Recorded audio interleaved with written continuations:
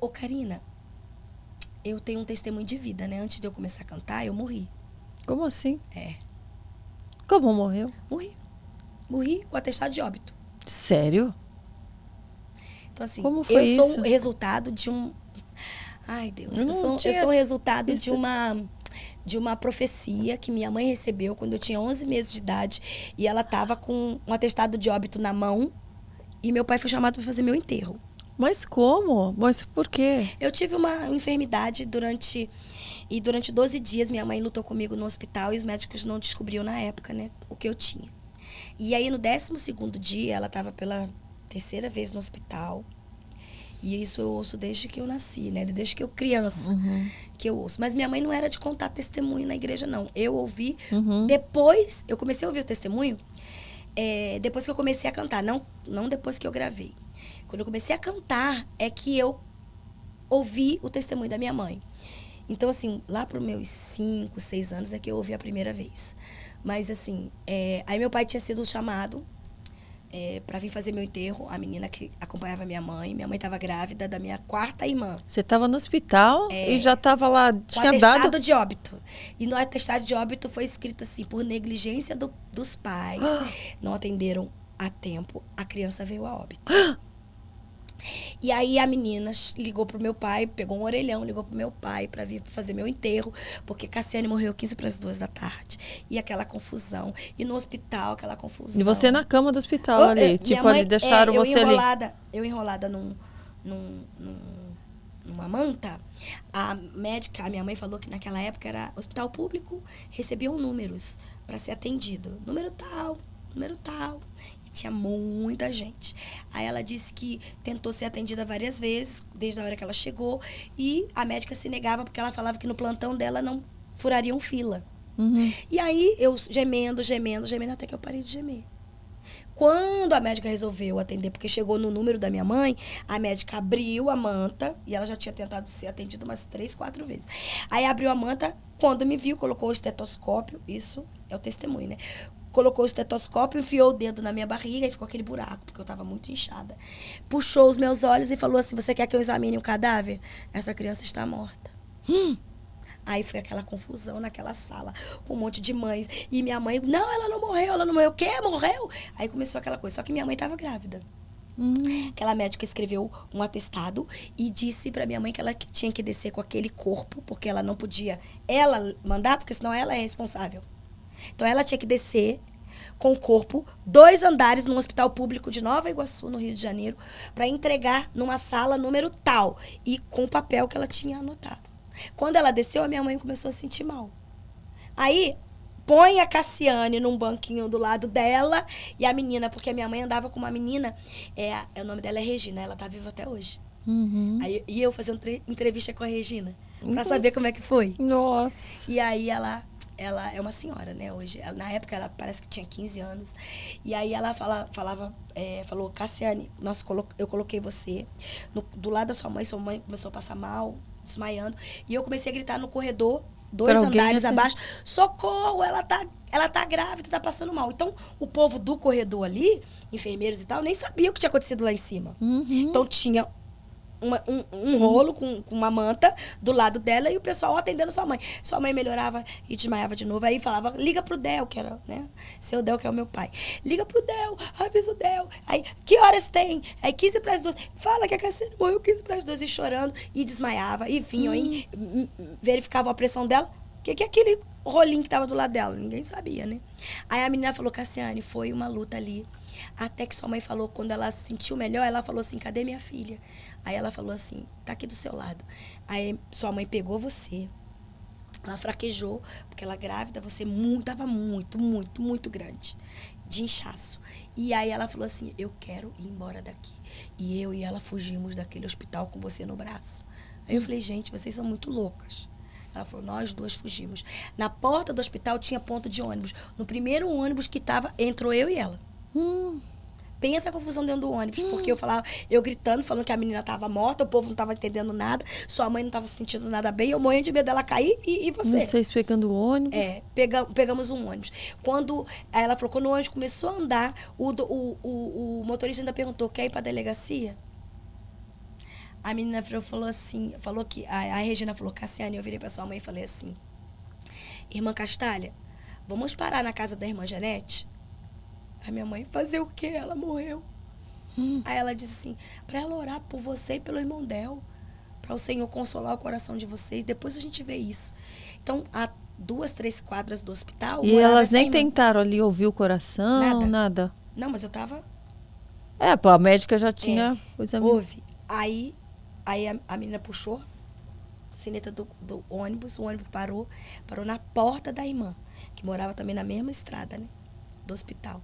Aí minha mãe desceu, era 12 de janeiro. Ela falou assim, um sol terrível, Cássia, muito calor. A irmã Janete estava, eu lembro como se fosse hoje, varrendo o quintal, minha mãe me contando. Ela estava varrendo o quintal. Quando nós chegamos, a menina, a Regina, grita, irmã Janete! Era 12 de janeiro também? 12 de janeiro. De quando você recebeu o negócio do seu pai, também foi na mesma data. 12 de janeiro. Ela, irmã Janete! Quando a irmã Janete olhou, Cássia, era muito calor. Ela viu eu com um bebê, ela me conhecia da igreja, um bebê enrolado até a cabeça. Ela olhou pra mim e falou, oi, meninas. Ô, Castalha, virou pra mim. Minha mãe me contando. Virou pra mim e falou, minha filha, você não tá sabendo cuidar desse bebê. Esse bebê vai morrer sem fôlego. Um calor desse todo tapado. Aí, Cássia, nós viramos. Eu e a Regina começamos a chorar. E falamos, olha, a Cassiane morreu, era 15 para as 2 da tarde. E nós estamos lutando lá no hospital. E a irmã Castalha resolveu fugir. Aí ela, minha filha, entra. Colocou a sua mãe e eu pra dentro, com você no colo. Aí ela pegou, tomou você do braço da sua mãe, pegou um banquinho do quintal dela, apoiou você naquele banquinho. Começou a orar. E não, ela falou assim, Cassiane. Aí minha mãe falou assim, Cassiane, eu não fui ali pra ver milagre acontecer, não. Eu não sabia nem o que eu estava fazendo. Uhum. Eu só queria sair daquele lugar. Uhum. Porque eu falei, pronto, matou a minha filha, vai matar outra. Outro bebê que tá no meu ventre. Eu falei, eu quero sair daqui. Então eu saí, cara. Foi só isso. Eu entrei no ônibus e a menina veio atrás de mim. Aí a Regina foi. Eu entrei atrás da sua mãe. Porque eu ficava carregando a bolsa do bebê, ela grávida. E aí eu peguei e falei, mas e aí? Ela falou assim, aí a irmã Janete colocou você naquele banquinho, virou pra mim, aí minha mãe falando, virou pra mim com a autoridade de Deus, falou assim, ei, Castalha, você esqueceu do Deus que nós servimos? Ele ressuscitou Lázaro depois de 4 dias. Se ele quiser, ele faz aqui e agora. Aí minha mãe falou, Cássia, eu não fui pra ver nada. Eu fui levada. Eu falei, ela é. Aquela mulher, Cassiane, falou 1 minuto. Você no banquinho, eu e a menina chorando ao redor. Ela olhou, foi lá dentro, pegou o óleo ungido e uma colher. Ela falou assim, Castalha, eu vou fazer isso, porque eu sirvo a um Deus que é dono da vida. Ele dá, ele tira, ele dá. Se ele quiser, ele fará. Aí minha mãe falou assim, mas irmã Janete, olha a hora. Já passava das 5 horas da tarde. Ela falou assim, eu vou orar. Ela falou, Deus, eu estou orando por esta vida, este corpo. O Senhor é Deus, o Senhor é dono da vida, o Senhor dá, o Senhor tira, o Senhor dá. Então, Deus, eu oro pela tua filha Castalha, pelo teu filho, irmão Del, e pela Cassiane, que está aqui. Aí Deus tomou ela em profecia. Tem um monte de gente que não crê, mas eu sou prova viva disso. Deus tomou aquela mulher, uma senhora, ela era líder do círculo de oração da nossa igreja, e falou assim para minha mãe, minha filha, eis que estou devolvendo a vida a este botão, cuida bem dele porque ele não é mais teu, é meu. Em breve este botão se transformará numa rosa, e esta rosa perfumará muitos jardins, e onde ela não for, eu enviarei a voz dela. E minha mãe falou que quando ela terminou, todo o meu corpo começou a tremer, se estremeceu, e eu estava muito inchada. Durante 12 dias foram tomando toda a medicação e meu organismo parou, eu não evacuava mais. E aí ela falou que parecia que alguém tivesse aberto dado como se fosse uma bola e furou a bola, e eu explodi. E Deus falou assim, estou devolvendo tudo novo a ela. Cuida, porque não é mais tua, é minha. Meu Deus. Com 2 anos eu comecei a cantar. Com 3 anos eu já tinha agenda. Meus pais nunca tiveram condições, mas quando meu Deus fala, Ele cumpre. Uma pessoa que não era nem da música, nem de gravadora, naquela época, resolveu me viu cantando. Resolveu investir. Não era dono de gravadora. Gravou meu primeiro disco. Quando esse moço, o nome dele é Natanael, ele era diretor, sabe do Pão de Açúcar, aquele ponto turístico? Uhum. Ele era diretor de equipe ali. E aí, quando ele gravou meu disco, ele me levou para apresentar. E aí, levou alguns LPs na época para mostrar e doar também para os amigos e tal. E eu sempre muito serelepe, correndo para lá, para cá. Aí, um casal de alemães gostaram de mim, pediram para tirar foto, pediram para filmar. E aí, eu lembro como se fosse hoje. Você crê que eu lembro o nome do homem? Sério? O Wilbert Fischer. Nossa. Aquele homem virou e começou a falar com, né, o dono, o que me gravou pela primeira vez. E aí ele chamou os tradutores, aí eles começaram a conversar. E aí aquele homem falou assim, ai, muito linda ela, a gente pode tirar foto. E tirei foto com um homem que eu nem sabia. E aí o cara que me gravou falou assim, ela é cantora. Cantora? Cadê? Aí mostrou o meu LP. E aquele homem falou assim, eu quero. E aquele homem comprou 4 LPs meu. Quando a gente estava indo embora, dentro do ônibus, indo embora para casa, eu lembrei a minha mãe. Eu falei, mãe... Ela falou, o que foi, minha filha? Eu falei, mãe, eu não fui para a Alemanha, mas a minha avó está indo. Olha. Aí minha mãe, Eu falei, não é o meu testemunho? Eu não fui para a Alemanha, mas a minha avó está indo para lá. O homem não comprou, mãe? Então... Comprou meu disco. Aí minha mãe começou a chorar e aí ela entendeu. Que ali estava se cumprindo o que Deus tinha prometido. Sim. Então, assim, eu comecei com 8 anos gravando, cantando, e Deus já cumprindo o que Ele tinha prometido para mim. Aí o pessoal pergunta, por que você dura tanto tempo? Eu falei, porque o que Deus dá é eterno. Não é, sabe? Não tem vírgula. Tem vírgula se você permitir. Sim. Entende? Tem um ponto final se você decidir não fazer. Se você não ouvir, porque Ele tem um plano para todos, né? Ele tem uma promessa para todos. E às vezes as pessoas se sentem desamparadas, que elas falam, eu não sei, para mim acho que Deus não quer nada.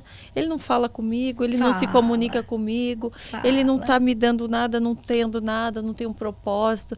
Daí elas acham que esse Deus não existe, porque elas não sabem, né, o que Ele tem para elas não se voltaram para Ele. Sim. Eu acho que Deus está falando o tempo inteiro. Quer ouvir a palavra de Deus? Querida, abra a Bíblia. A boca de Deus está falando conosco todo dia. É ali que Ele começa. Todo dia. É porque as pessoas não têm o hábito de fazer um devocional. Porque Deus pode estar gritando para você e você está assim, Ele não fala comigo. Fala. Fala. Ele sempre está disposto a falar e a direcionar a gente ao nosso propósito. Quando a gente pega uma caneta e faz assim no cabelo e prende o cabelo, ela não está realizando o propósito dela. Exato. Então, de repente, você está sendo uma caneta no cabelo, não está escrevendo nada. Então, e Deus está esperando você começar a escrever a sua história, porque Ele tem um propósito para realizar através de nós. E às vezes a gente fica se espelhando na história dos outros, né? Sim. Fica desejando a história dos outros. Sim. Fica querendo aquilo que o outro está conquistando. Olha, esses dias o Jairo teve uma pregação que ele falou assim, olha, não pense você que Deus vai perguntar no final dos tempos, Ele não vai perguntar assim, por que você não foi a Cassiane? Você não foi a Karina? Ele vai perguntar, por que você não foi você? Porque se Ele que te fez. Você não precisa... Você pode ter exemplo de vida. Porque ser de meus exemplos, né? Sim. Eu já cansei de ouvir. Nossa, você é uma inspiração para mim. Eu falo, glória a Deus. Que maravilha. eu seja uma ótima inspiração de Deus. Mas você tem que ser você. Porque Ele te conhece e te fez, sabe, com cada detalhe para ser você mesmo. E o propósito é engraçado que a gente percebe que o propósito tem a ver com esses dons, com essas habilidades que ele dá para cada um de nós, né? Para aquele um que é mais comunicativo, com certeza ele vai ser usado numa área que tem a ver com aquilo. Sim, é isso aí. E outra, propósito é para ser realizado, não deixa morrer não, né? Porque tem um monte de gente aí, porque ganha dinheiro, tá indo bem. Mas não tá feliz. Por quê? Porque tô bem financeiramente, mas se sente vazio porque não tá realizando o propósito. Então, o propósito te preenche. Você se sente totalmente completo, entendeu? Então, assim, dá uma olhada, vê qual é a direção que você tá tomando. E a questão aqui não é dinheiro, porque quando você começa a realizar o seu propósito, o restante é acrescentado, não preocupa não. Mas quando você não realiza, você pode até ganhar dinheiro, mas se sente vazio, você entende? É aí que você tem que entender. Ei, pede direção a Deus, leia a palavra que ele vai te dar, essa direção. Não tenha medo, né? Não tenha medo de perder aquilo que você já tem, que você já conhece. Sim. Às vezes até uma estabilidade, uma segurança, seja ela financeira, em algo que você sabe que aquilo não é o propósito. Sim. E às vezes a gente tem medo e tenta fazer uma transição. Como é que vai ser, né? Como é que vai ser lá na frente? É tudo novo, é tudo diferente. Exato. Mas ele realmente provê. Assim, eu falo, na minha transição também, eu fui muito questionada de coisas que eu deixei para trás, de ofertas de trabalho, de propaganda de bebida, propaganda sensual, de não sei, de clientes que estava tudo certo e que de repente, mas agora ela está indo para esse lado cristão, então não vou mais fazer, rompe o contrato. Então, se a gente se deixa não avançar por medo, a gente fica aprisionado naquilo. E aí não realiza. E não realiza o que Deus tem. O que Deus tem exatamente, a gente não é usado para o que a gente veio fazer. Só que a hora que você pega aquilo com as rédeas ali, fala, eu vou porque ele é comigo, ele está comigo. Ele vai trazendo tudo aquilo, ele vai tirando o medo e vai te abrindo outras portas. Exatamente. Mas aquele momento de transição dá uma insegurança, dá sim. Principalmente se você não está firmado na palavra, se você não está ali naquele devocional, você não está firme, aquelas vozes exteriores, elas passam a ser maiores, mais fortes. E daí você passa a não ouvir a voz de Deus, você fica confuso porque você tá deixando se dominar pelo medo. Porque o medo é o maior destruidor da fé. Então, medo não é de Deus, não. O opressor tá lá, ó. Anda aqui, ó. Você que vai decidir se vai ter fé ou vai ter o medo. Porque quem é que vai vencer? Quem você alimenta mais. Então, alimenta a fé, que você vai ver os milagres. Porque tem coisas que você fala assim, meu Deus, gente, não tem como isso acontecer. Mas aconteceu. A fé, você alimentou a fé. E às vezes a gente fica alimentando, né, a autoconfiança, auto isso, auto aquilo. E a gente tem que, por mais que a gente não tenha nenhuma autonomia nenhuma, bota autonomia em quem tem. Porque, é porque as pessoas ficam muito presas ao alto com U. Isso. E esquece do alto com L. É autoestima, autoconfiança. Porque se você confiar no alto com L, vai vir tudo do céu. Vai. Porque não é espiritualizar. Porque as pessoas acham, agora tudo é fé, tudo é espiritual. Não, querido, é que você tem que entender que isso é real. O espiritual é mais real do que você pode imaginar, tá? Gostou desse trechinho? Então se inscreva aqui no canal e fique por dentro de tudo. E para se aprofundar ainda mais, clica aqui em Seja Membro e tenha acesso a conteúdos exclusivos para você.